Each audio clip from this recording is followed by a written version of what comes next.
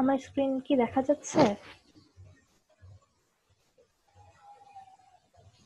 জি। আচ্ছা।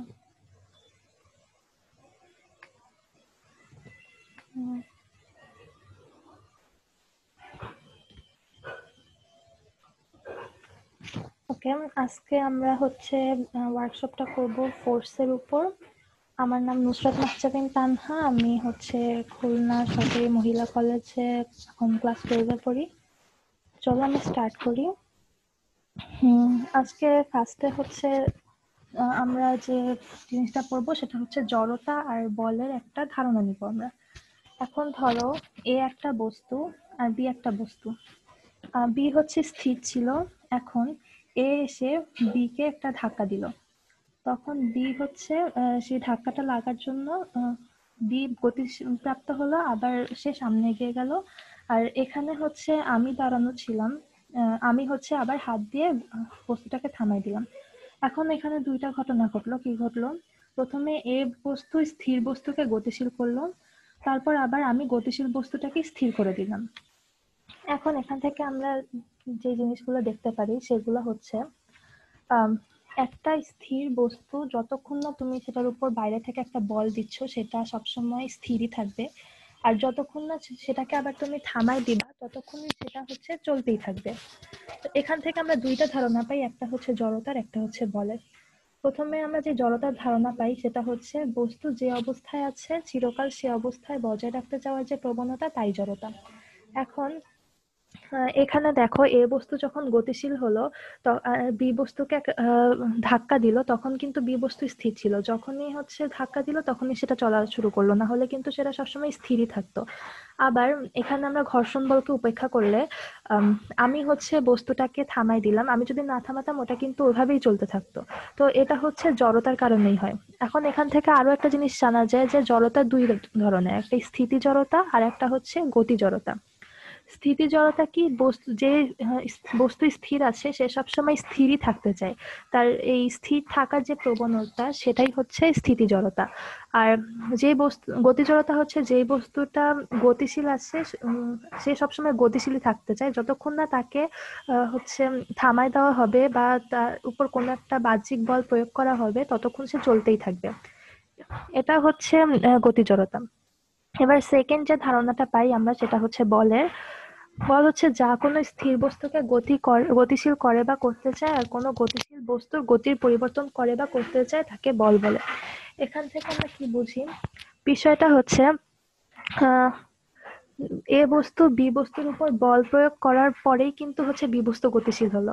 তাহলে এখানে আমরা দেখি যে এখানে এ বস্তুটা একটা স্থির বস্তুকে গতিশীল করে দিল, আর সেটার জন্য তার বল প্রয়োজন হলো। আবার আমি হচ্ছে গিয়ে বল প্রয়োগ করে গতিশীল বস্তু বি কে থামাই দিলাম।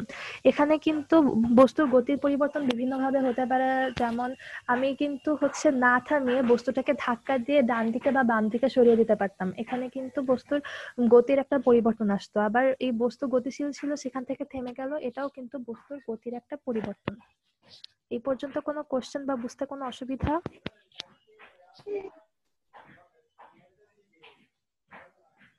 কারোর বুঝতে কোনো অসুবিধা বা না, কোনো ঠিক আছে, কোশ্চেন? সমস্যা।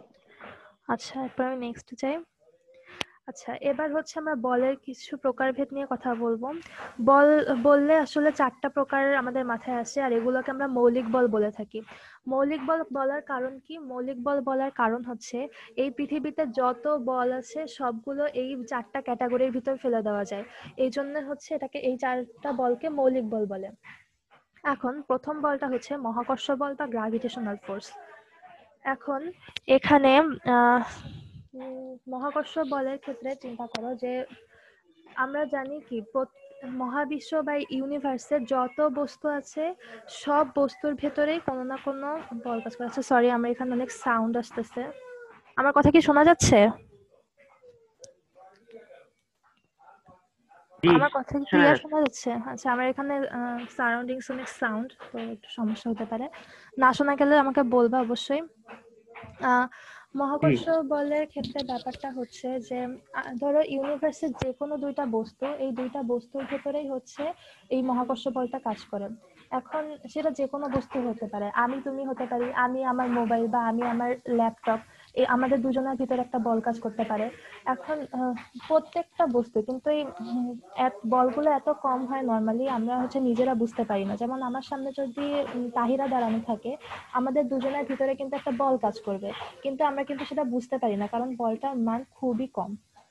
আবার হচ্ছে ইউনিভার্সের দুইটা গ্রহ বা একটা নক্ষত্র একটা গ্রহ, এই দুটার ভিতরে চিন্তা করলে দেখো সেই ওই দুটার ভিতরে একটা বল কাজ করে, সেই বলটাও কিন্তু মহাকর্ষ বল। এখন মহাকর্ষ বল হচ্ছে সবসময় আকর্ষণ ধর্মী বল। আকর্ষণ ধর্মী বল বলতে এটা হচ্ছে যখন দুইটা বস্তুর ভিতরে মহাকর্ষ বল কাজ করে তখন এই বস্তু দুইটা একে অপরকে সবসময় নিজেদের কাছে টানে, কখনো নিজেদের থেকে দূরে সরে দেয় না। বিষয়টাকে তুমি চিন্তা করতে পারো তুমি আর তোমার মোবাইল, এই দুইটা জিনিস দিয়ে। কিরকম, তোমার কাছে যদি তোমার মোবাইল থাকে, তুমি যদি ইউজও না করো, তোমার থেকে কিছুটা দূরে থাকলে মোবাইলটা তুমি নিজের কাছে এনে রেখে দাও। এখানে তুমি এভাবে যদি চিন্তা করো যে তুমি আর তোমার মোবাইল মহাবিশ্বের দুইটা বস্তু, আর তোমাদের ভিতরে একটা আকর্ষণ বল কাজ করছে, আর সেই আকর্ষণ বলের জন্য তুমি হচ্ছে তোমার মোবাইলটাকে কাছে টানছো। এটা হচ্ছে মহাকর্ষ বল হিসেবে চিন্তা করতে পারো, যে আকর্ষণ ধর্মী বল। কখনো হচ্ছে তুমি কিন্তু কখনো তোমার মোবাইলকে দূরে ঠেলে রেখে দাও না, অনেক এক্সেপশন ছাড়া। But, মানে বিষয়টা হচ্ছে এরকমই যে সবসময় আকর্ষণ হবে, কখনো বিকর্ষণ হবে না। এখন দুইটা বস্তুর মধ্যে যখন মহাকর্ষ বল কাজ করে, তার ভিতর যদি একটা কোনো ক্রমে পৃথিবী হয়ে যায়, ধরো সূর্য আর পৃথিবী, এই দুটার ভিতরে কিন্তু মহাকর্ষ বল, বাট পৃথিবী আর আমি, আমাদের ভিতরে যে মহাকর্ষ বল সেটা কিন্তু অভিকর্ষ বল। মানে আসল মেইন কথাটা হচ্ছে এটা যে দুইটা বস্তু যখন মহাকর্ষ বল কাজ করে বস্তু দুইটার ভিতরে, আর তার ভিতর যদি একটা পৃথিবী হয়ে যায় আর অন্য বস্তুটা থেকে পৃথিবীর বল বেশি কাজ করে, তখন সেটাকে অভিকর্ষ বল বলে। কারণ দেখো তুমি সূর্য আর পৃথিবীর ভিতর যে মহাকর্ষ বল সেটাকে আমরা অভিকর্ষ বল বলি না। কারণ কি, কারণ সূর্যের যে এর মধ্যে সূর্য আর পৃথিবীর ভিতরে যে বলটা, মানে সূর্যের পাওয়ার কিন্তু বেশি, এই কারণে আমরা এখানে অভিকর্ষ বল বলি না। কিন্তু আমি আর পৃথিবীর কথা চিন্তা করো, এখানে কিন্তু আমার যে বল তার থেকে পৃথিবীর বল অনেক অনেক গুণ বেশি, এই কারণে এখানে আমরা বলতে পারি অভিকর্ষ বল। এটা নিয়ে কোনো কনফিউশন?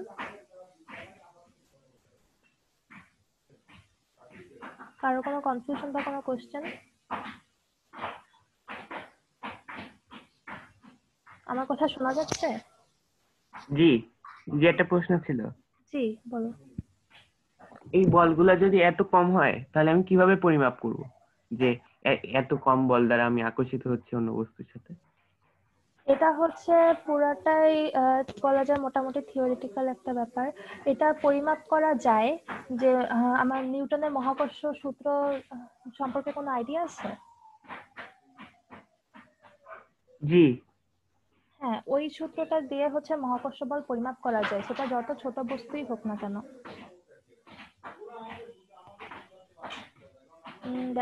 ব্যাসের জি এটা তো বিষয়টা। হচ্ছে হ্যাঁ। এটা তো আমরা সূত্র দিয়ে পেলাম, হুম। কিন্তু পরিমাপ কোন একটা যন্ত্র দিয়ে পরিমাপ করলে যে ওই ওই বলটাই আসবে, এটা কিভাবে বুঝবো? যন্ত্র যন্ত্র দিয়ে পরিমাপ করার বিষয়টা অ্যাকচুয়ালি আমিও শিওর না, বাট আমি যতদূর জানি এটা আমরা তো যন্ত্র এই দিয়ে বলটা এভাবে পরিমাপ অনুভবও করা করতে যায় পারি না। না। না, অনুভব করতে পারি না বলতে আমরা, কিন্তু এখানে আমরা অনুভব করতে পারি। কখন পারি, যখন হচ্ছে পৃথিবীর উপর দাঁড়ায় আমরা একটা জোরে লাফ দিই বা একটা বলকে উপরে ছুঁড়ে মারি, তখন কিন্তু আমরা এই মহাকর্ষ বল বা অভিকর্ষ বল যেটাই বলি না কেন সেটা কিন্তু আমরা অনুভব করতে পারি। যদি এই বলটা না থাকতো তাহলে কিন্তু আমরা লাফ দিলে কখনো পৃথিবীর পৃষ্ঠে ফিরে আসতে পারতাম না, সবসময় মানে লাফ দিয়ে উঁচুতে উঠতেই থাকতাম আর উঠতেই থাকতাম।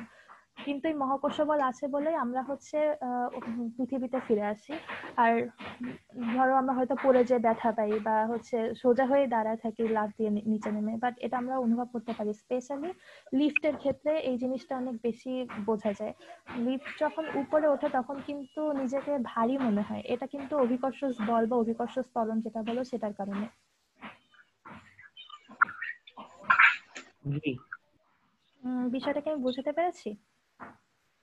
জি আচ্ছা, এবার নেক্সটে আসি হচ্ছে আমরা তাড়িত চৌম্বক বল বা ইলেকট্রোম্যাগনেটিক বল। ও আর একটা হচ্ছে এই চারটা মৌলিক বলের মধ্যে মহাকর্ষ বল সব থেকে কম শক্তিশালী। এটা মানে যে চারটা বল আছে এটা হচ্ছে সব থেকে কম অনুভব করা যায়, আর যে কোনো শক্তির পাল্লায় মাপতে গেলে সব থেকে কম শক্তিশালী একটা বল। এবার আসি আমরা তাড়িৎ চৌম্বক বলে। তাড়িৎ চৌম্বক বলটা নিয়ে কি কারো কোনো আইডিয়া আছে? জি, তাড়িৎ চৌম্বক বল হচ্ছে দুইটা আহিত কণা, মানে যে আধানের মধ্যে আকর্ষণ বল যেটা বা বিকর্ষণ বল সেটাই। এটা বলা যায়, বাট ওয়েট এ মিনিট, আমাকে একটু টাইম দাও।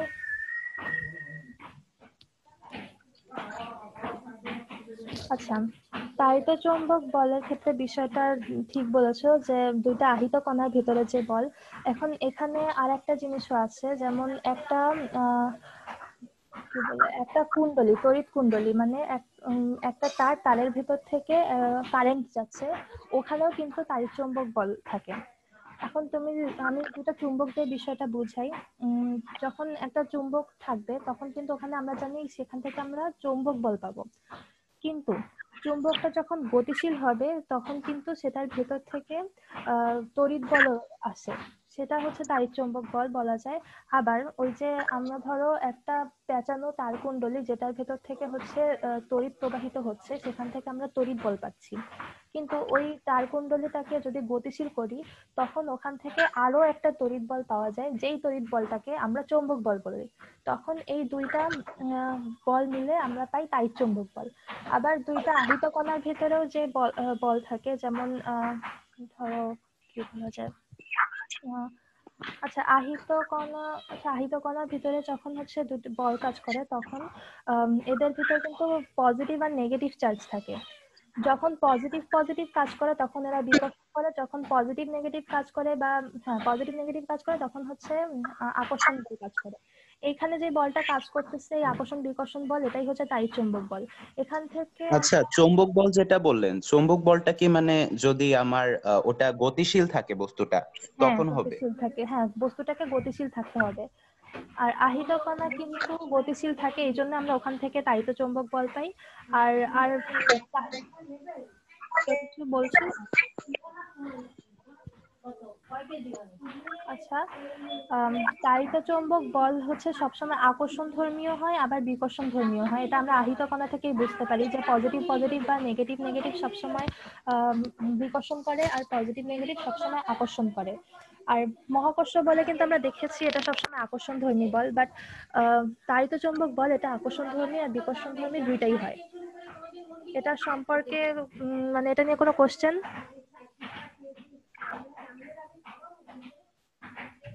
তাড়িত চৌম্বক বল নিয়ে কোনো কোশ্চেন? জি না। আচ্ছা, এবার আমরা নেক্সট যাই সবল নিউক্লিয় বলে। আমরা জানি যে প্রোটন আর নিউক্লিয়াস মিলে হচ্ছে ওটা কি বলে, সরি আমি একটু ডিস্ট্রাক্টেড হয়ে গেছি, এক মিনিট। আচ্ছা, প্রোটন আর নিউট্রন মিলে কিন্তু হচ্ছে নিউক্লিয়াস তৈরি করে, তাই না? এখন কখনো কারোর ভেতরে মনের ভেতরে এই কোশ্চেনটা আসছে যে প্রোটন আর প্রোটন তো পজিটিভ, তাহলে এরা এতগুলা প্রোটন একসাথে কিভাবে নিউক্লিয়াসের ভিতরে থাকে? কেউ কি বলতে পারবে এটা? ততগুলা মাইনাস থেকে 0 করে দেয় কারণ ওভাবে। যতগুলো পজিটিভ চার্জ আছে বাইরে ততগুলো নেগেটিভ চার্জ আছে, জি জি, ওগুলো বিপরীত একটা বল প্রয়োগ করছে ওর উপরে, যে কারণে এক জায়গায় ফর সীমাবদ্ধ অ্যাসেসিং। থাকছে।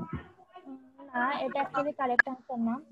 বিষয়টা হচ্ছে যখনই হচ্ছে অনেকগুলো প্রোটন একসাথে আসতেছে নিউক্লিয়াসের ভিতরে, তখনই এর ভিতরে একটা বল কাজ করে। আর প্রোটন গুলো একে অপরকে যে বলে হচ্ছে বিকর্ষণ করে, এই বলটা তার থেকে অনেক অনেক বেশি হয়, যে কারণে এই বলটা হচ্ছে এত শক্তভাবে এতগুলো নিউট্রন আর এতগুলো প্রোটনকে একসাথে আটকে রাখতে পারে। এই বলটাই হচ্ছে সবল নিউক্লিয় বল। এটা কি ক্লিয়ার? জি। আচ্ছা, আর এরপর আসে দুর্বল নিউক্লিয় বল। দুর্বল নিউক্লিয় বল হচ্ছে আমরা অনেক সময় দেখি নিউক্লিয়াস থেকে বিটা কণা বের হয়, রাইট?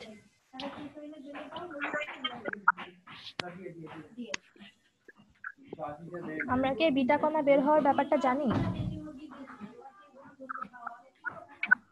জি। আচ্ছা, এই যে নিউক্লিয়াস থেকে মাঝে মাঝে বিটা কণা বের হয় বা আলফা কণা বের হয়, তখন কিন্তু আমরা বলি যে নিউক্লিয়াসটা তেজস্ক্রিয় নিউক্লিয়াস। এখন এই যখন হচ্ছে বিটা কণা বের হয় নিউক্লিয়াসের ভেতর থেকে, তখন একটা বল কাজ করে, যেই বলটা হচ্ছে নিউক্লিয়াসকে মানে বিটা কণাকে বের হতে সাহায্য করে। এটা হচ্ছে দুর্বল নিউক্লিয় বল।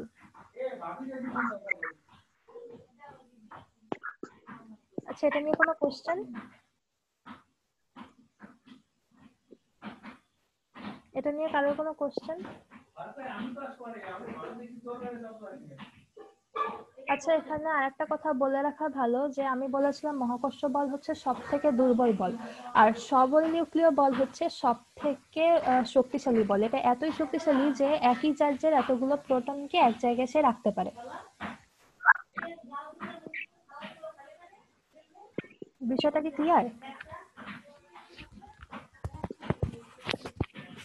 কেউ জি একজন রেসপন্স করো। আচ্ছা, এটা কারো কোনো কোশ্চেন নাই তো? জি না আপু, বুঝেছি। তাহলে হচ্ছে আমি নেক্সট যাই। আচ্ছা, আমার কথা শুনতে অসুবিধা হলে বলো, কিন্তু আমার এখানে অনেক নয়েজ। জি। আচ্ছা, এবার হচ্ছে আমরা ভরবেগ বা মোমেন্টাম নিয়ে কথা বলি। ভরবেগ বা মোমেন্টাম জিনিসটা কি? ধরো হচ্ছে এখানে এটা আমি, আর এটা একটা বাস। এখন এই বাসটার ভর হচ্ছে এম, আর এখন আমি বাসটা তুলে নিলাম, তুলে নিয়ে একটা নির্দিষ্ট বেগে এটাকে কারোর দিকে ছুঁড়ে মারলাম। ধরো আমার কারোর উপর অনেক রাগ হয়েছে, আমার সামনে একটা বাস পাইছি, বাসটা তুলে নিয়ে ছুঁড়ে মারতেছি। এখন বাসটার ভর হচ্ছে এম, আমি যখন ছুঁড়ে মারলাম তখন একটা বেগ প্রাপ্ত হলো, বেগটা হচ্ছে ভি। এবার ভরবেগ কি? যখনই হচ্ছে কোনো গতিশীল বস্তু গতিশীল হয়, যখন হচ্ছে কোনো বস্তু গতিশীল হয় তখনই এর ভর আর বেগের ভেতর একটা যৌগিক সম্পর্ক তৈরি হয়। সেই সম্পর্কটা হচ্ছে ভরবেগ। সেটাকে আমরা এভাবে পি দিয়ে প্রকাশ করি, ভরবেগ P is equal to M V. ভরবেগ পি হচ্ছে এম ভি, ঠিক আছে?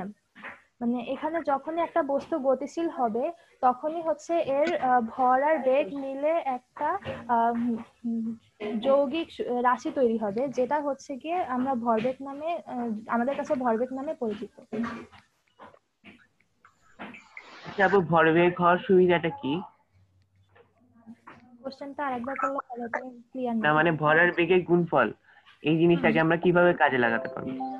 ভর আর বেগের গুণফলের বিষয়টা হচ্ছে যেভাবে কাজে লাগানো যায়, আমরা যখন হচ্ছে কোনো বস্তুর মোট শক্তির হচ্ছে হিসাব করি তখন আমাদের ভরবেগ লাগে। মোট শক্তি বলতে কিরকম, যে আহ গতিশীল হওয়ার আগের যে শক্তি আর গতিশীল হওয়ার পরের যে শক্তি, সেটা সেখানে লাগে। আর হচ্ছে আমরা ভরবেগের সংরক্ষণ নীতি নিয়ে পড়বো।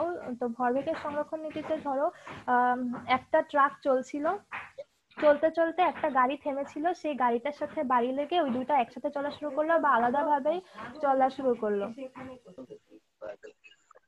এখন এখানে ট্রাকটা হচ্ছে যখন চলছিল তখন এর ভরবেগ, আর গাড়িটা যখন স্থির ছিল তখন ওই গাড়িটার ভরবেগ, এই দুইটার যোগফল যদি এরা দুটা হচ্ছে একে অপরের সাথে ধাক্কা খাওয়ার পর একসাথে যখন চলা শুরু করলো তখন এর ভরবেগের সমান হয়, তাহলে বুঝতে হবে শক্তির সংরক্ষণ নীতি মেনে চলছে বা মোট শক্তি হচ্ছে সমান আছে। আর আমাদের ইউনিভার্সের মেইনলি সব বস্তুই হচ্ছে শক্তির সংরক্ষণ নীতি মেনে চলে। এটা কি ক্লিয়ার বিষয়টা? জি। আচ্ছা, এবার আমরা নেক্সটে যাই। এবার হচ্ছে বল কোন কোন জিনিসের উপর, হ্যাঁ বলো। এর আগেরটা যে ভরবেগ কি আমরা কেন পি দিয়ে সূচিত করি? পি এর মানে কি? পি এটা জাস্ট হচ্ছে একটা লেটার, এটা দিয়ে জাস্ট প্রকাশ করার জন্য পি ব্যবহার করা হয়। এটা সেরকম কোনো, যেমন আমরা তো এম দিয়েও প্রকাশ করতে পারতাম, কারণ এটা মোমেন্টাম এম দিয়ে শুরু, বাট আমরা অলরেডি ভরকে এম দিয়ে প্রকাশ করি, তো দ্যাটস ওয়াই এটাকে পি দিয়ে প্রকাশ করা হয়। এটা জাস্ট একটা লেটার, এটা প্রকাশ করার জন্য, এরকম স্পেশাল কিছু নাই। আচ্ছা, এবার হচ্ছে আমরা বল অ্যাকচুয়ালি কি কি করে সেটা দেখি। ফার্স্ট হচ্ছে কোন স্থির বস্তুকে গতিশীল করে। এখন আমরা হচ্ছে প্রথমে দেখেছিলাম যে এ বস্তু হচ্ছে বল প্রয়োগ করে, স্থির বস্তু ছিল একটা বি, সেটাকে হচ্ছে গতিশীল করে দিয়েছিল, রাইট? মনে আছে ওটা সবার ফিগারটা? জি। তো ওইটা হচ্ছে বলের প্রভাবে হয়ে থাকে। তো বল আমরা বলতে পারি স্থির বস্তুকে গতিশীল করে। বা ধরো আমি যখন বাঁশ ছুঁড়ে মারলাম, বাঁশটা কিন্তু স্থির ছিল, আমি একটা বল প্রয়োগ করে ওটাকে ছুঁড়ে মারার পর সেটা কিন্তু বিবেগ প্রাপ্ত হয়েছে। তো এখান থেকেও বলা যায় যে বল হচ্ছে স্থির বস্তুকে গতিশীল করলো। আবার গতিশীল বস্তুর বেগ বৃদ্ধি করতে পারে। একটা গাড়ি চলছে চলছে সমবেগে চলছে, একই বেগ নিয়ে চলছে, আমি হচ্ছে এটাকে অ্যাক্সিলারেট করলাম বা এটার হচ্ছে ত্বরণ বাড়ায় দিলাম। ত্বরণ বাড়ানোর জন্য কিন্তু আমাকে একটা বল দিতে হচ্ছে। এটা, এই বলের জন্য কিন্তু গাড়িটার বেগ বৃদ্ধি পাচ্ছে, গাড়িটা কিন্তু আরো জোরে চলা শুরু করবে। তো এখান থেকে আমরা বলতে পারি যে বল গতিশীল বস্তুর বেগ বৃদ্ধি করতে পারে। এবার বস্তুর বেগ হ্রাস করার ব্যাপারটা বলি। বস্তুর বেগ হ্রাস করা হতে পারে, ধরো 10 মিটার পার সেকেন্ড বেগে কোনো বস্তু চলছিল, সেটাকে বেগ হ্রাস করে 9, 8, 7 এরকম কমায় দেওয়া গেল, আবার অথবা একবারে পুরাপুরি 0 করে দেওয়া গেল। এখন আমি হচ্ছে কি ওই বি বস্তুটাকে হাত দিয়ে থামাই দিছিলাম, মনে আছে? জি। এখন ওখানে কিন্তু আমি হচ্ছে বস্তুটার বেগ হ্রাস করায় দিছিলাম বা একদম বস্তুটাকে থামাই দিছিলাম, ওটার জন্য কিন্তু আমার একটা বল প্রয়োগ করতে হয়েছিল। এটা তাহলে আমরা বলতে পারি যে বল বস্তুর বেগ হ্রাস করতে পারে। আবার আমি যদি বস্তুটাকে, গতিশীল বস্তুটা যে আমার দিকে আসছিল, আমি যদি আমার অপোজিট থেকে একটা ধাক্কা দিয়ে ডান দিকে বা বাম দিকে সরাই দিতাম, তখন বলা যেত গতিশীল বস্তুর বেগের দিক পরিবর্তন করে। আর বস্তুর আকারের উপর প্রভাব ফেলে। ধরো আমার হচ্ছে কারোর উপর খুব রাগ হলো, এখন আমার সেই রাগটা আমি তাকে কিছু বলতে পারতেছি না, আমার সেই রাগটা হচ্ছে এখন বের করা লাগবে কারোর উপর। আমার সামনে একটা খালি বোতল ছিল, আমি বোতলটা নিয়ে জোরে চাপ দিলাম আর বোতলটা হচ্ছে মচকে গেল। এখানে কিন্তু আমি একটা বোতলটার উপর একটা বল প্রয়োগ করলাম, যার কারণে বোতলটার আকৃতি পরিবর্তন হয়ে গেল। তো সেটা এভাবে বলা যায় যে বস্তুর আকারের উপর প্রভাব ফেলে। এগুলো কি ক্লিয়ার সবার কাছে? জি। কোনো কোশ্চেন এই পর্যন্ত? নেই। আচ্ছা, আমি তাহলে সামনে যাই। এবার হচ্ছে আমরা নিউটনের সূত্র, গতির সূত্রগুলো দেখি। নিউটনের 3টা গতির সূত্র আছে। প্রথম সূত্রটা আমরা আগেই দেখে এসেছি, যেটা হচ্ছে বাহ্যিক কোনো বল প্রয়োগ না করলে স্থির বস্তু স্থির থাকবে, গতিশীল বস্তু সুষম দ্রুতিতে সরল পথে চলতে থাকবে, যেটা থেকে আমরা মেনলি বলের সংজ্ঞা পাই আর জড়তার ধারণা পাই। এখানে আমি আবার দেখাই যে এ বস্তুটা গতিশীল হলো, যেটা বি বস্তুকে ধাক্কা দিল, এ বস্তু গতিশীল হয়ে বি বস্তুকে ধাক্কা দিল, মানে এটা কিন্তু একটা বল প্রয়োগ করলো। বি বস্তু কিন্তু এতক্ষণ স্থির ছিল, যখনই এ বস্তুটা হচ্ছে ধাক্কা দিবে তখনই বি বস্তু আবার চলা শুরু করবে। আর আমি যখনই আবার বিপরীতে একটা বল প্রয়োগ করব, তখন বি বস্তুটা আবার থেমে যাবে। তো এখান থেকেই হচ্ছে তোমার বি বস্তুর উপর হচ্ছে এখানে দুইটা কাজ হয়, স্থির বস্তুকে গতিশীল করে আর গতিশীল বস্তুকে স্থির করে। তো বি বস্তুর উপর এ আপু বস্তু, এখানে ভরবেগের সংরক্ষণ নীতিও তো কাজ করলো।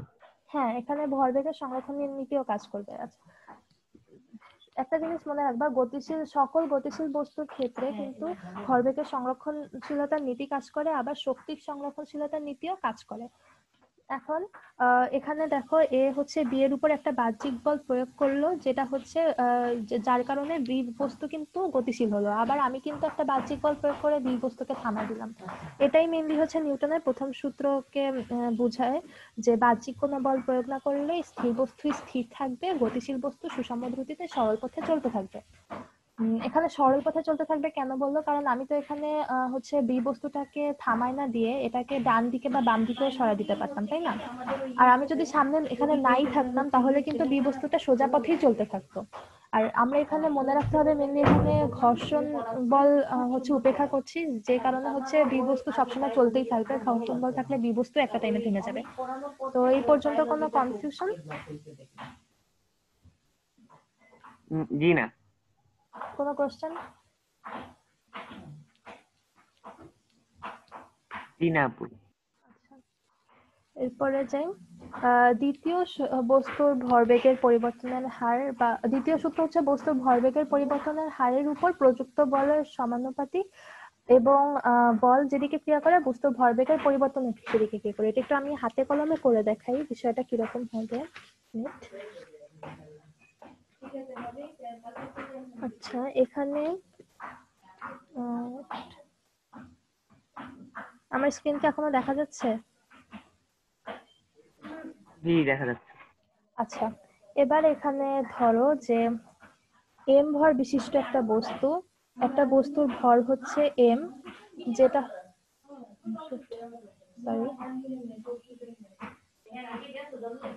আচ্ছা এম যেখানে যেটা কিনা ইউ আদিবেগে চলছিল।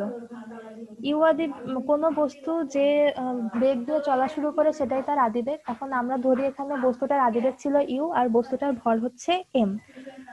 এবার বস্তুটার উপর হচ্ছে একটা ধ্রুব বল, মানে যে বলটা চেঞ্জ হয় না সেই বল হচ্ছে এফ প্রয়োগ করা হলো। এবার এফ প্রয়োগ করার কারণ, এফ বলটা কতক্ষণ ধরে বস্তুটার উপর কাজ করলো, ধরো তোমার টি সময় ধরে বস্তুটার উপর কাজ করলো। তাহলে জিনিসটা এরকম যে একটা বস্তু ইউ আদিবেগে চলছিল এম ভরের, এখন সেটার উপর আমি যে বল প্রয়োগ করলাম, বলটা কতক্ষণ ধরে প্রয়োগ করলাম, টি সময় ধরে প্রয়োগ করলাম। এবার আমি কোন দিকে বলটা প্রয়োগ করলাম এটা হচ্ছে একটা কোশ্চেন। ধরো বস্তুটা সোজা সামনের দিকে চলছিল, আমিও সামনের দিকে, মনে করো এখানে আমিও সামনের দিকেই বলটা প্রয়োগ করলাম, তখন কি হবে, বস্তু যে ইউ আদিবেগে চলছিল এটা চেঞ্জ হয়ে এটার আদিবেগ ভি হয়ে যাবে। এবার আমরা বলতে পারি যে এখানে আগে যখন ইউ ভর ছিল তখন হচ্ছে এর একটা ভরবেগ ছিল, এরপরে যখন হচ্ছে ভি বেগ হলো তখন এর একটা ভরবেগ হয়েছে, রাইট? এখন ইউ আদিবেগ যখন ছিল তখন হচ্ছে এর ভরবেগ ছিল এম ইউ, আর ভি যখন হলো তখন এর ভরবেগ হলো এম ভি। এখন এই পুরো কাজটা কিন্তু টি সময় ধরে হয়েছে, যে ইউ টি সময় আমি যতক্ষণ হচ্ছে গিয়ে বল প্রয়োগ করেছি এর বেগ ততক্ষণই পরিবর্তন হয়েছে। বল প্রয়োগ করা বন্ধ করে দিলে কিন্তু তখন আর বেগের পরিবর্তন হয় না। তো এখন আমি টি সময় ধরে বল প্রয়োগ করেছি, তার মানে এই ভরবেগের পরিবর্তনটাও হয়েছে টি সময় ধরে। তাহলে আমরা বলতে পারি টি সময় ভরবেগের পরিবর্তন M V minus M U. এখন আমি এখানে ভি কেন আগে দিলাম, ইউ কেন আগে দিলাম না, কারণ আমি যখন বল প্রয়োগ করেছি তখন কিন্তু এর বেগ বৃদ্ধি পেয়েছে, তার মানে কি ভি এর মান বৃদ্ধি বেশি ইউ এর থেকে। তাহলে এম এম তো দুই ক্ষেত্রেই এক, তাহলে যেহেতু ভি এর মান বেশি তার মানে এম ভি এর মান এখানে বেশি হবে, তাই এটা হচ্ছে আমি আগে দিয়েছি। এখন টি সময়ে যদি হচ্ছে এই এম ভি মাইনাস ইউ হয়, তাহলে 1 একক সময়, ধরো 1 সেকেন্ড সময় কতটুকু হবে, M V minus M U by T, right? এখন এখান থেকে আমি যদি এম নিয়ে নেই, হাতে এম কমন নিয়ে নিলে বিষয়টা এরকম থাকে, ভি মাইনাস ইউ বাই টি। এখন আমরা কি জানি, তো আমরা ত্বরণের সূত্র নিশ্চয়ই জানি সবাই, যে A is equal to V minus U by T. তাহলে আমরা এখানে এই জিনিসটার পরিবর্তে এ লিখে দিতে পারি, তখন কিন্তু হয়ে যায় M is equal M A. এখন আমরা গতির দ্বিতীয় সূত্র থেকে যেটা জানি সেটা হচ্ছে এফ সমানুপাতিক এম এ, সরি এটা একটু অন্যরকম হয়ে গেল। এফ মানে নিউটনের গতির দ্বিতীয় সূত্র অনুযায়ী যে বস্তুর ভরবেগের যে পরিবর্তনের হার, সেটা যে প্রযুক্ত বল, মানে আমি যে এফ বল দিছিলাম সেটার সমানুপাতিক। এখানে এম তো কনস্ট্যান্ট থাকবে, কারণ বস্তুর ভর তো আর বারবার চেঞ্জ হয় না, এখানে চেঞ্জ হবে কি, চেঞ্জ হবে ত্বরণ। তার মানে ত্বরণ বাড়লে তখন হচ্ছে বল বাড়বে, ত্বরণ কমে গেলে বলও কমে যাবে, বা বল বাড়লে ত্বরণ বাড়বে, বল কমে গেলে ত্বরণও কমে যাবে। এখন আমরা যদি সমানুপাতিক চিহ্ন উঠাতে চাই তখন হচ্ছে আমাদেরকে একটা ধ্রুবক আনতে হয়। তাহলে এখানে আমরা যদি সমানুপাতিক চিহ্নটা উঠাই দিই, এখানে আমাদের একটা ধ্রুবক আসবে, সেটা হচ্ছে কে। তো আমি কেটা এখানে লিখলাম, এই কেটা হচ্ছে সমানুপাতিক ধ্রুবক, তাহলে আমরা লিখতে পারি যে M A is equal to K F. এবার এখানে হচ্ছে কে একটা সমানুপাতিক ধ্রুবক, এর মান হচ্ছে নির্ভর করে বলের, এর মান বলের এককের উপর নির্ভর করে আসলে। এখন এখান থেকে বলের একক ধরা হয় নিউটন, তাহলে এখানে সংজ্ঞা এমন ভাবে দেওয়া হয় যাতে হচ্ছে কে ইজ ইকুয়াল টু 1 হয়। কিরকম ভাবে, যেমন এফ হচ্ছে 1 নিউটন আর এম হচ্ছে 1 কেজি, এ 1 মিটার পার সেকেন্ড স্কয়ার হলে কে এর মানও কত হবে, কে এর মানও 1 হবে। তো এখানে কে এর মান যেহেতু 1, সেহেতু আমরা কেটাকে না লিখে আমরা just F is equal to M A লিখে থাকি। আর এটাই হচ্ছে গিয়ে নিউটনের দ্বিতীয় সূত্রের গাণিতিক সমীকরণ। এই পর্যন্ত কোনো কোশ্চেন?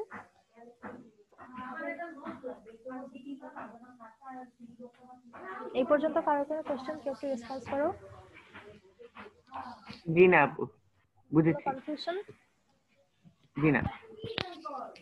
এবার হচ্ছে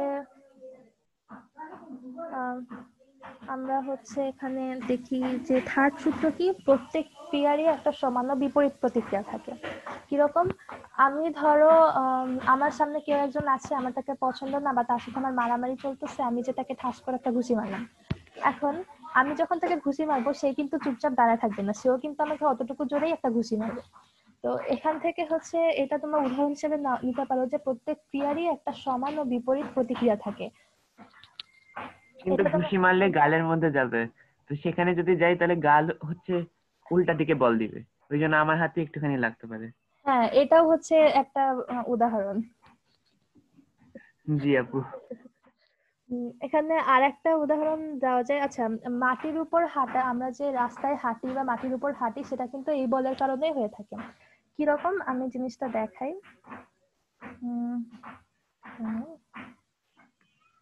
আমি আসলে স্লাইড পুরাটা কমপ্লিট করতে পারি নাই, না হলে হচ্ছে আর কি সুবিধা হতো।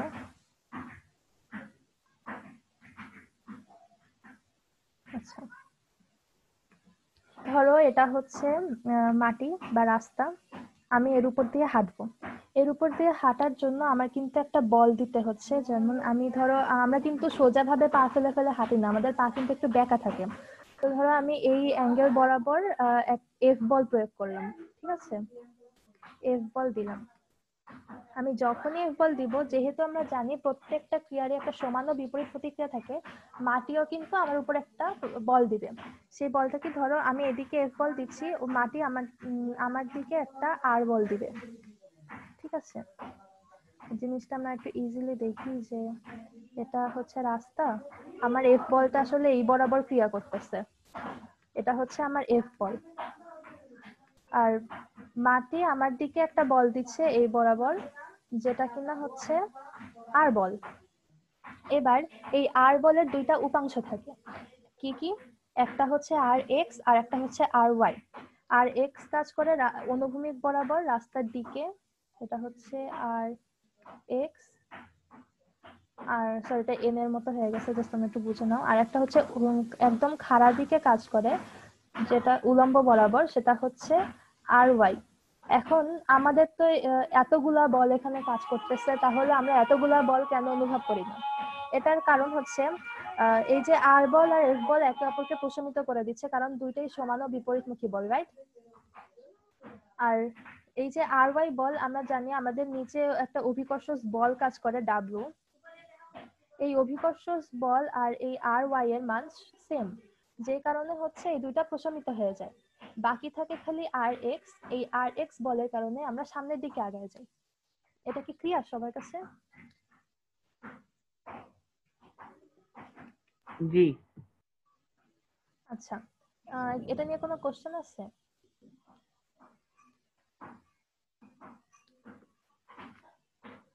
এটা নিয়ে কোনো কোশ্চেন? আচ্ছা আপু, আমি যদি দেয়ালে ঘুষি মারি, হুম, তাহলে এখন দেয়ালেরটা একটা আচ্ছা আমি যদি দেয়ালকে ধাক্কা দিই, তো দেয়ালের একটা ত্বরণ হওয়ার কথা, তাহলে ও তো কিছু কিছু সময় পর তো একটা দূরত্ব যাবে। কিন্তু আমি দেয়ালকে যদি 1 নিউটন বল প্রয়োগ করে কিছুক্ষণ পর যদি দেখি, তার দেয়ালে তো কোনো চেঞ্জ হচ্ছে না, সে যেখানে আছে সেখানেই তো থাকছে। এটা চেঞ্জ এটা হচ্ছে কেন না, হয়? কারণ এটা একটা দৃঢ় ভিত্তির উপর দাঁড়ায় আছে। যখনই হচ্ছে তুমি আমরা কিন্তু এক দেয়ালে যদি ধরো তোমার নিচে যে ইট রাখা সেটার নিচে যদি সিমেন্ট দেওয়া না হয়, কয়েকজন মিলে যদি হচ্ছে ধাক্কা মারো তাহলে দেয়ালটা কিন্তু পড়ে যাবে, না হলে হচ্ছে এক জায়গা থেকে অন্য জায়গায় সরে যাবে। বাট আমরা যখন নিচের ইটগুলাই বসাই ওখানে কিন্তু সিমেন্ট দেওয়া হয়, তার মানে কি ওটা একটা দৃঢ় ভিত্তির উপর ক্রিয়েট করা, যে কারণে তুমি যত বলই দাও না কেন সেটা ওই দৃঢ় ভিত্তিটার বল তোমার বলের থেকে বেশি হয়, যার কারণে তুমি হচ্ছে দেয়ালটা সরাতে পারো না, তুমি হচ্ছে একটা বিপরীত প্রতিক্রিয়াটা পাও। সেই বিপরীত প্রতিক্রিয়াটা কি, তুমি যে হাতে ব্যথা পাচ্ছ ওটা ধাক্কা দিতে যে, সেটা হচ্ছে তোমার বিপরীত প্রতিক্রিয়া। জি আপু, বুঝেছি। আচ্ছা, আসলে আজকে শুক্রবার তো আমার বাসায় সব মানুষজন আছে, তো আজকে অনেক সাউন্ড আছে, সাউন্ড পলিউশন। আমার কথা বুঝতে অসুবিধা হলে আমাকে বলো। আচ্ছা, এবার হচ্ছে আমরা আমাদের নেক্সট যে টপিক সেটাতে যাই। আমরা হচ্ছে এখন ঘর্ষণ নিয়ে কথা বলবো কিছু। এখন আমরা কি জানি ঘর্ষণ অ্যাকচুয়ালি কি, আমাকে কি একটু বলতে পারবে, একটু ইজিলি বুঝায় বলতে পারবে কে, কেউ কি বলতে পারবে? কোন বস্তুর চলার পথের বাধাকে ঘর্ষণ বলে। আচ্ছা হ্যাঁ, এটা তো হচ্ছে সংজ্ঞা, ঠিক আছে। আচ্ছা, আমি একটু বলি।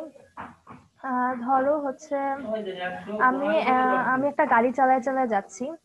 এখন আমি যখন হচ্ছে গাড়িতে ফোর্স দাও বন্ধ করে দিব, গাড়িটা তো সমবেগে চলতে থাকবে, রাইট? আচ্ছা, এই উদাহরণটা বাদ দিই আমি। আমি আর একটা উদাহরণ ইউজ করি, সেটা হচ্ছে ধরো আমি একটা জায়গা হচ্ছে জোরে লাফ দিলাম, লাফ দিয়ে আমি পড়ে যাচ্ছি, পড়ে যেতে যেতে এখন আমি পিছলা খাওয়া শুরু করলাম, পিছলা খেতে খেতে খেয়ে পড়তে পড়তে কিন্তু আমি একটা টাইমে থেমে যাব। এখন আমি থেমে কেন যাব, আমি তো সারা জীবন ওইভাবে পড়তেই থাকতে পারতাম। কারণ আমরা তো জানি হচ্ছে গিয়ে নিউটনের প্রথম সূত্র অনুযায়ী একটা গতিশীল বস্তুকে বাহ্যিক বল প্রয়োগ না করলে ততক্ষণ ওটা গতিশীলই থাকবে। তাহলে আমারও তো গতিশীলই থাকার কথা ছিল, মানে আমার পিছলে মানে আমি সবসময় এটাই হওয়ার কথা ছিল যে আমি পিছলে পড়তেই থাকবো আর পড়তেই থাকবো, কখনো থামবো না। তাহলে আমি এখানে যেহেতু থেমে যাচ্ছি, তার মানে আমার অপোজিট একটা আমাকে একটা কেউ বাহ্যিক বল দিচ্ছে। এই বাহ্যিক বলটা কি, এই বাহ্যিক বলটাই হচ্ছে ঘর্ষণ। এই ঘর্ষণই হচ্ছে আমাকে থামাই দিচ্ছে। আবার ধরো হচ্ছে হ্যাঁ, এখন ঘর্ষণ কেন হয়, আমরা একটা তল দেখতে পাচ্ছি যে তলটা এরকম সমান, কিন্তু আমাদের চোখে সমান হলেও তলটা আসলে এরকম সমান না, তলটা ভিতরে এরকম খাঁজকাটা খাঁজকাটা আছে, ঠিক আছে? Sorry. এখন এর আপু উপর থেকে স্লাইডটা স্থির হয়ে আছে, কিছু বোঝা যাচ্ছে না কি লিখতেছেন স্লাইডে। আচ্ছা, আমার বোর্ডটা কি দেখা যাচ্ছে? 7 Wait, নম্বর স্লাইডটা স্থির হয়ে আছে। আচ্ছা আচ্ছা, আমি যে একটু আগে হাঁটার RX RY এর ছবিটা এঁকে দেখাইছিলাম, ওটা কি দেখা গেছিল? না, আমি তো দেখিনি ওটা। অন্য কেউ দেখতে পেরেছে? না। আচ্ছা, আমাকে আগে বলো। আচ্ছা, আমি না স্ক্রিন শেয়ারিং অফ করে হচ্ছে আবার দিচ্ছি, ওয়েট। আমার এখানে কোনো সমস্যা হয়েছিল হয়তো।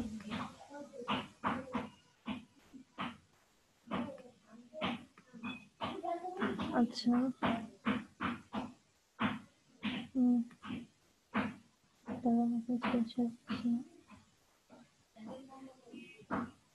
আমার স্ক্রিনটা কি এখন দেখা যাচ্ছে, বোর্ড দেখা যাচ্ছে একটা?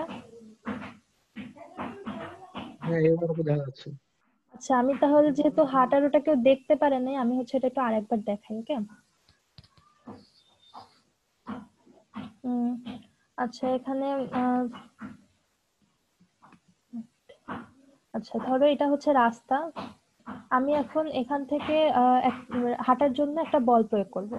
তো ধরো আমি বলটা হচ্ছে এদিকে প্রয়োগ করলাম, এফ বল। আমি যখন হচ্ছে এফ বল প্রয়োগ করব, তখন হচ্ছে এই মাটি হচ্ছে আমার উপর আর একটা বল দিবে। সেই বলটা কি, সেই বলটা হচ্ছে আর বল।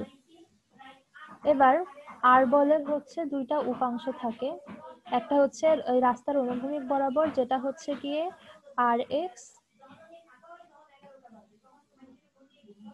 আর হচ্ছে আর উলম্ব বরাবর আর একটা উপাংশ কাজ করে, আমার একটু আঁকা বাঁকা হয়ে যাচ্ছে, তোমরা একটু বুঝে নিও,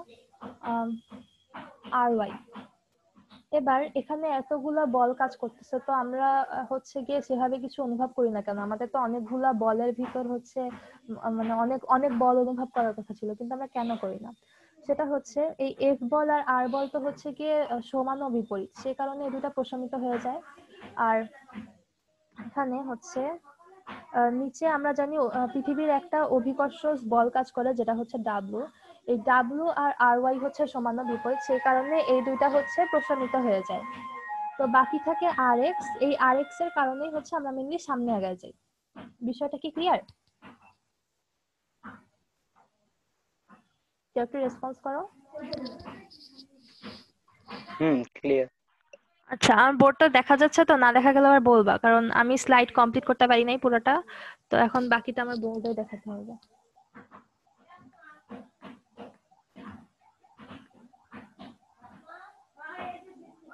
আচ্ছা, এবার হচ্ছে নেক্সট আমরা ঘর্ষণ নিয়ে কথা বলছিলাম। ঘর্ষণের ব্যাপারটা কি, ধরো আমরা দেখতে পাচ্ছি একটা মসৃণ তল, আমাদের চোখের কাছে মনে হচ্ছে এটা মসৃণ, বাট তুমি যখন অনুবীক্ষণ যন্ত্র দিয়ে দেখবা তখন কিন্তু দেখবে এটার ভিতরে এরকম খাঁজ কাটা কিছু ব্যাপার আছে, মানে তলটা কিন্তু অ্যাকচুয়ালি অমসৃণ। তো যখন হচ্ছে এর উপর দিয়ে আর একটা তল, যেটা দেখে আমাদের মনে হচ্ছে যেটাও হচ্ছে গিয়ে মসৃণ মনে হচ্ছে আমাদের চোখে, সেটা যখন এটার উপর দিয়ে চলাচল শুরু করবে তখন সেটারও কিছু খাঁজ কাটার বিষয় থাকে, খাঁজ কাটা দাগের মতো। এই যে খাঁজ কাটা যে তলটা, মানে দুইটাই কিন্তু অ্যাকচুয়ালি প্রকৃতপক্ষে অমসৃণ। যখন এরা একটা উপর দিয়ে আর একটা গতিশীল হবে, একটার খাঁজ আর একটা ঘাজের ভেতর ঢুকে যাবে, তখনই কিন্তু যে গতি, ধরো এই নিচের এই তলটা হচ্ছে স্থির আর উপরেটা গতিশীল। যখন এই গতিশীল বস্তুর তল এই স্থির বস্তুর তলে খাঁজ কাটার এই ভিতরে ঢুকে যাবে, তখনই হচ্ছে এর গতি কমে যাবে বা একটা পর্যায়ে এটা থেমে যাবে। ঘর্ষণ মেনলি হচ্ছে এভাবেই সৃষ্টি হয়। এ পর্যন্ত বুঝতে কোনো অসুবিধা?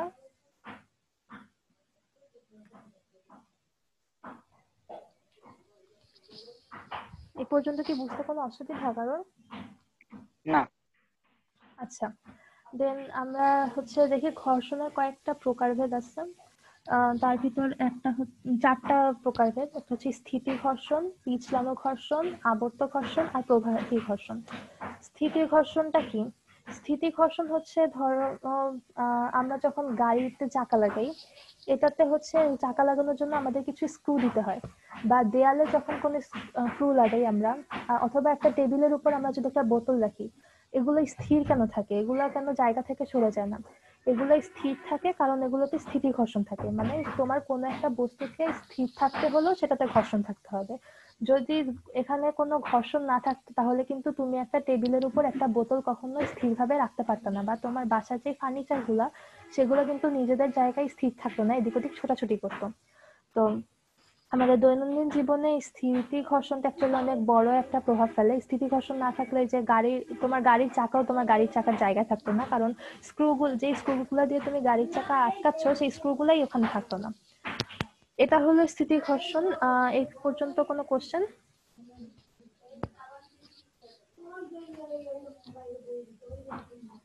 স্থিতি ঘর্ষণ নিয়ে কোনো কোশ্চেন?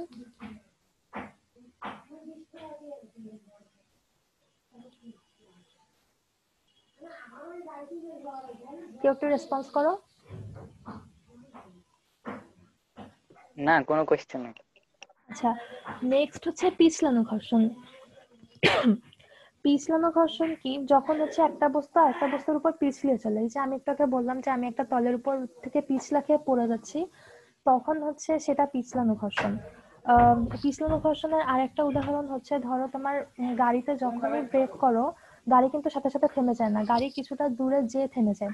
গাড়িতে যখনই হচ্ছে তুমি কোনো ব্রেক দিবা তখন কিন্তু সাথে সাথে গাড়ির চাকা ঘোরা বন্ধ হয়ে যায়, আর গাড়ির চাকাটা পিছলিয়ে কিছু দূরত্ব অতিক্রম করে সামনে চলে যায়। এখানে গাড়িতে ব্রেক দেওয়ার পর যে গাড়ির চাকার সাথে রাস্তার যে ঘর্ষণ, সেটা হচ্ছে পিছলানো ঘর্ষণ।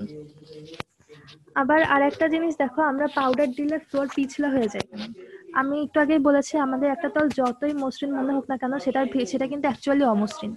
যখনই হচ্ছে পাউডার দিবা তখনই ওর ভিতরে যে খাঁজগুলো সেগুলো ভরাট হয়ে যায়, ওটা আরো মসৃণ একটা তল হয়ে যায়। সে কারণে যখনই তুমি পাউডার দিবা তখনই যেই তলের উপর পাউডার দিচ্ছ সেই তলটা আরো বেশি পিছলা পিছলা হয়ে যায়। তো ওখানে মানে এখানেও কিন্তু পিছলানো ঘর্ষণ কাজ করে একরকম। এটা নিয়ে কোনো কোশ্চেন? এটা নিয়ে কোনো কোশ্চেন কারোর? কেউ একটু রেসপন্স করো। আচ্ছা, গাড়ির চাকার যে ঘর্ষণটা ওটা তো আবর্ত ঘর্ষণ না, রোলিং ফ্রিকশন।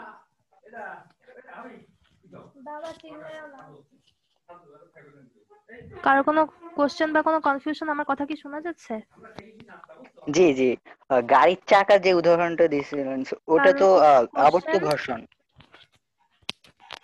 আমি কারোর কথা শুনতে পাচ্ছি না কেন?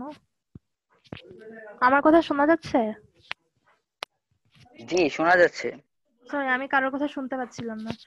আচ্ছা, আমি দেন নেক্সট যাই। আচ্ছা, ওয়েট আ মিনিট।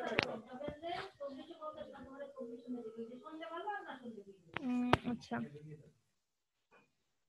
এক মিনিট।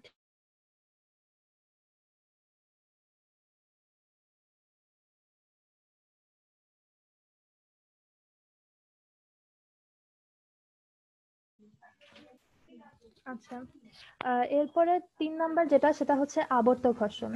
আবর্ত ঘর্ষণ কি, ধরো হচ্ছে আমি আমার আম্মুর কাছে বললাম যে আমার নতুন জামা লাগবে। আম্মু বললো না, তোমার অলরেডি অনেকগুলো জামা আছে, তোমাকে আর জামা দেবো না। এখন আমি হচ্ছে গিয়ে বায়না ধরে মাটিতে শুয়ে গড়াগড়ি দেওয়া শুরু করলাম। মানে অনেক ছোট বাচ্চারা এটা করে থাকে যে তাদের কথা না শুনলে তারা মাটিতে গড়াগড়ি দেয়। এখানে মাটির সাথে যে আমার যে ঘর্ষণটা হবে সেটা হচ্ছে আবর্ত ঘর্ষণ। এখন আবর্ত ঘর্ষণ আর কিরকম হতে পারে, যেমন গাড়ির চাকার গতি, সাইকেলের চাকার গতি, তারপর মার্বেলের গতি, এগুলো হচ্ছে আবর্ত ঘর্ষণ। মানে একটা তলের উপর থেকে অন্য একটা বস্তু যখনই গড়িয়ে গড়িয়ে চলা শুরু করবে তখনই সেখানে আবর্ত ঘর্ষণ হবে। এই আবর্ত ঘর্ষণ কিন্তু আমাদের জীবনকে অনেক সহজ করে দেয়। লাইক আমরা যখন ট্রলি ব্যাগ টেনে টেনে আনি, এখন চিন্তা করো ট্রলি ব্যাগ কত ভারী হয়, সেটা নিচে যদি চাকা না থাকতো আমাদের এটা টেনে আনতে কতটা কষ্ট হতো। এখানে মেনলি কি হয়, আবর্ত ঘর্ষণ যখনই হয় তখনই যেই বস্তুটার সাথে আবর্ত ঘর্ষণ হচ্ছে এটা ঘর্ষণ তল কমিয়ে দেয়। ঘর্ষণ তল কমিয়ে দেওয়ার কারণে এটা গড়াতে থাকে, আর তখনই হচ্ছে আমাদের কোনো একটা বস্তুকে এক জায়গা থেকে আরেক জায়গায় নিয়ে যেতে অনেক সুবিধা হয়। তুমি চিন্তা করো যে একটা বাস বা একটা ট্রাকের নিচে যদি চাকা না থাকতো, তাহলে এই বাস বা ট্রাকের পুরা তলটা সেটা কিন্তু রাস্তার সাথে লাগানো থাকতো, তখন কি ওটাকে ওভাবে টেনে নেওয়া যা সম্ভব হতো? কখনো হতো না। যখনই নিচে চার কোনায় চারটা চাকা লাগাই দিবা, তখনই হচ্ছে এটার এই ঘর্ষণ তলটা কমে যাবে আর এটা ইজিলি এক জায়গা থেকে অন্য জায়গায় নেওয়া যাবে। উম, এটা নিয়ে কোনো কোশ্চেন?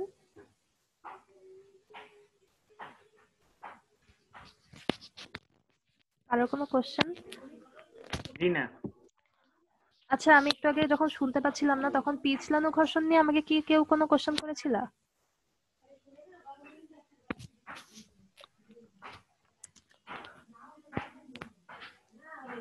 পিছলানো ঘর্ষণ বা স্থিতি ঘর্ষণ বা আবর্ত ঘর্ষণ, এই তিনটা নিয়ে কারোর কোনো কোশ্চেন?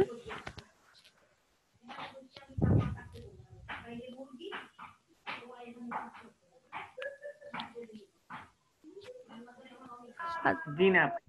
আচ্ছা, তাহলে আমি আর লাস্ট একটা বাকি আছে, সেটা হচ্ছে প্রবাহী ঘর্ষণ। প্রবাহী ঘর্ষণ কি, যখনই হচ্ছে ঘর্ষণ চলবে আর তার মধ্যে একটা তরল হবে বা গ্যাসীয় হবে, তখন যে ঘর্ষণটা হবে সেটাই হচ্ছে প্রবাহী ঘর্ষণ। যেমন আমরা যখন পুকুরে সাঁতার কাটি তখন কিন্তু আমাদের বডির সাথে পানির একটা ঘর্ষণ হয়, এটা হচ্ছে প্রবাহী ঘর্ষণ। আবার হচ্ছে যখন প্যারাশুট দিয়ে হচ্ছে প্যারাগ্লাইডিং করে, তখন হচ্ছে প্যারাশুটের সাথে বাতাসের যে ঘর্ষণ হয়, যেটা আমাদের আস্তে আস্তে মাটিতে নামায় আনে, সেটা কিন্তু প্রবাহী ঘর্ষণ। আর এই প্রবাহী ঘর্ষণের জন্য হচ্ছে উপরের যেই তলটা হচ্ছে প্রবাহীর উপর থেকে হচ্ছে গতিশীল থাকে, তার গতি অনেকটা কমে যায়। তো এই প্রবাহী ঘর্ষণও আমাদের অনেক অ্যাক্সিডেন্ট থেকে হচ্ছে গিয়ে ইজিলি আমাদের রক্ষা করে বলা যায়। এটা নিয়ে কোনো কোশ্চেন?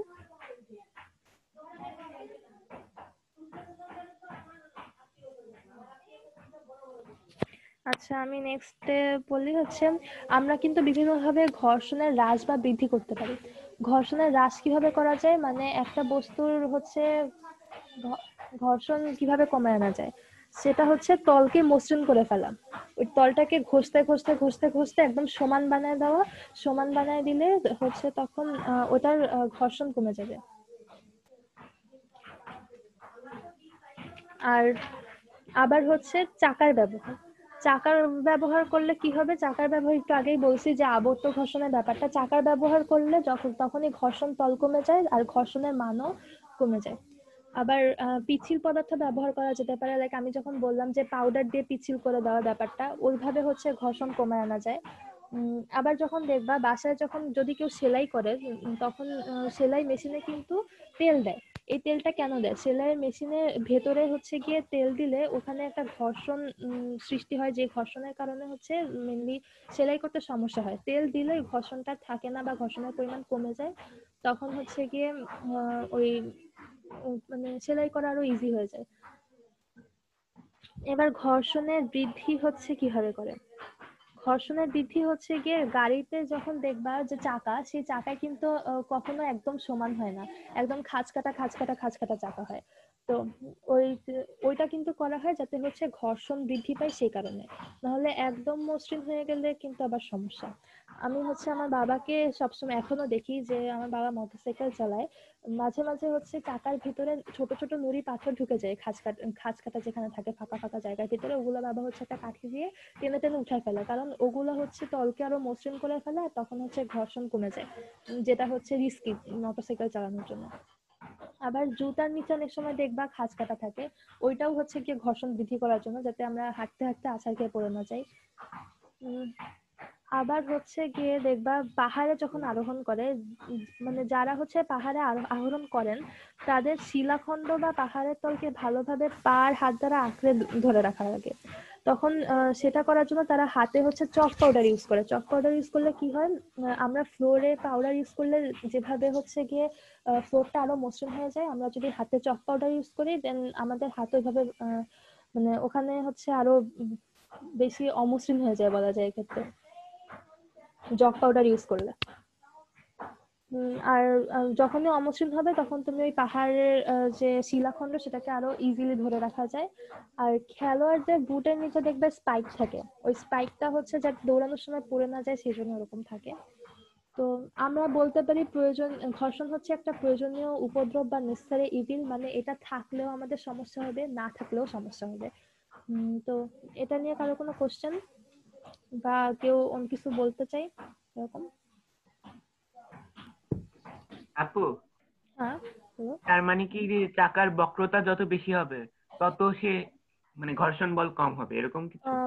বক্রতা না, অষ্টভুজ হলে যেরকম, যেহেতু অষ্টভুজ হলে আরেকটু ভালো যাবে, এরকম করে করে বৃত্ত তো অসীম ভুজের, তার মানে মানে বৃত্তাকার বা গোলাকারের জন্য আমরা চলতে পারি। ব্যাপার হচ্ছে যে, চাকা তো অলওয়েজ হচ্ছে বৃত্তাকার হয়, এটা হচ্ছে আচ্ছা আমি বলি এখানে চাকার মসৃণ আর অমসৃণের বিষয়টা নির্ভর করে মেনলি চাকার পৃষ্ঠতল যেটা, সেটা ঠিক কিরকম। যেমন ওই পৃষ্ঠতলে যদি বেশি খাঁজ কাটা থাকে তার মানে ওটার সাথে ঘর্ষণ বেশি হবে। আর দেখবা যে একটা নির্দিষ্ট টাইম পর পর কিন্তু গাড়ির টায়ার চেঞ্জ করা হয়, কারণ কি রাস্তার সাথে ঘষা লাগতে লাগতে ওই খাঁজগুলো একটা টাইমে মিলে যে হচ্ছে ওই জায়গাটা মসৃণ হয়ে যায়, তখন গাড়ি চালাতে হচ্ছে সমস্যা হয়। এই কারণে কিন্তু হচ্ছে গাড়ির চাকা কিছুদিন পর পর চেঞ্জ করা হয়। তো এখানে হচ্ছে মসৃণ হলে কি সমস্যা হবে? মসৃণ হলে সমস্যা কি হবে আমি বলি। ধরো তুমি গাড়ি চালায় যাচ্ছ, তোমার 42 মিটার সামনে বা 42 সেন্টিমিটার বলা যায় ইঞ্চি সামনে একটা বাচ্চা দাঁড়ায় আছে। এখন তোমার ওই বাচ্চাটাকে বাঁচানো লাগবে। এখন তোমার হচ্ছে টায়ারটা হচ্ছে মসৃণ, তুমি এখন ধরো তোমার মন্দন ক্রিয়েট করা লাগবে একটা। তুমি এখন ব্রেক দিয়ে 10 মিটার পার সেকেন্ড স্কোয়ারে মন্দন ক্রিয়েট করলা, বাট তোমার ওই বাচ্চাটাকে বাঁচানোর জন্য যে ওইটা যথেষ্ট ছিল না। কিরকম, যদি তোমার ওইটা অমসৃণ হতো চাকা, তাহলে ওই 10 মিটার পার সেকেন্ড স্কোয়ার ত্বরণে ওটা যত দূরে থামতো, যখনই অমসৃণ হবে তখনই হচ্ছে রাস্তার সাথে ওটার ঘর্ষণ বল কমে যাবে। ঘর্ষণ বল কমে যায় মানে কি, ওইটা রাস্তাটা হচ্ছে চাকাকে আটকাতে পারবে না, তখন কিন্তু ওই 10 মিটার পার সেকেন্ড স্কোয়ারে মন্দন সৃষ্টি করলেও সেটা এমনি অমসৃণ থাকলে যে দূরত্বে থামতো, মসৃণ থাকলে তার থেকে বেশি দূরত্বে থামবে। তখন তুমি বাচ্চাটাকে বাঁচাতে পারবা কি পারবা না এটা তুমি শিওর না। তো এই জন্য হচ্ছে চাকা অলওয়েজ অমসৃণ হতে হয়। তাহলে আপু যতটুকু দূরত্ব বেশি থামছে ততটুকু দূরত্ব আগে যদি আমি করে ফেলি তাহলে এটা হয়ে যাবে। এখন তুমি চিন্তা করো, এমনও তো হতে পারে যে তুমি হচ্ছে কি অতটুকু দূরত্বে খেয়াল করো না অ্যাকচুয়ালি যে বাচ্চাটা সামনে দাঁড়ানো, তুমি হচ্ছে তার থেকে কম দূরত্বে যে খেয়াল করছো, তাই না? এরকম জি আপু বুঝেছি। কারণ এরকম পরিস্থিতিতে কিন্তু তুমি ওইভাবে ম্যাথমেটিক্যাল হিসাব তুমি করতে পারবা না, তো দ্যাটস ওয়াই তোমার হচ্ছে ঘর্ষণ থাকা হচ্ছে অনেক জরুরি একটা বিষয়। জি আচ্ছা, এটা নিয়ে আর কারোর কোনো কোশ্চেন?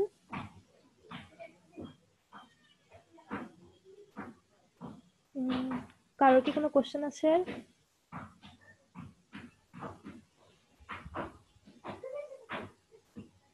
কোনো কনফিউশন বা কোনো কোশ্চেন? না। দেন আমরা হচ্ছে আজকে এখানে শেষ করতে পারি আমাদের ওয়ার্কশপটা। আমরা হচ্ছে কালকে আরেকটা ওয়ার্কশপ নিব, যেটাতে আমরা হচ্ছে এই ফোর্সের কিছু ম্যাথ নিয়ে আলোচনা করব।